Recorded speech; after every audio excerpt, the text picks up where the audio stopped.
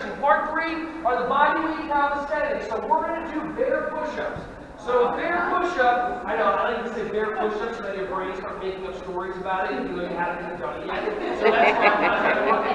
Yeah, sabotage your happiness, feel free. Alright, so I'm going to show it to you first, and you have the option to do this or not. So you're going to start on your knees, like this. Now, instead of putting your hands directly underneath, you put your hands out just like this, okay? Now, what do bears like to eat?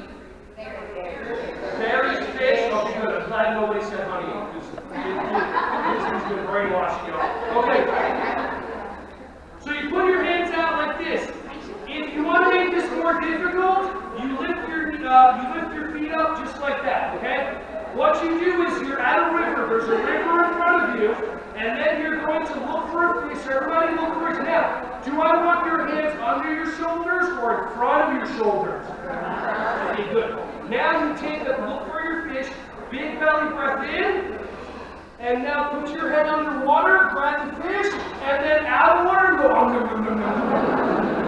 One more time, breathe in. Now listen, you don't have to go all the way down. If you can, that's fine. If you go like this and all your body goes, oh shit.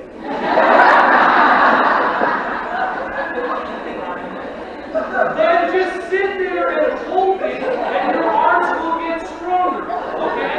So let's try one more. Big belly breath in, and stick your head underwater and grab your fish. Oh, there we go. Alright, good. Now, you do 5 of those a day. 5 of those a day, and that range of motion will make sure that later in life, you don't tear something in your shoulder.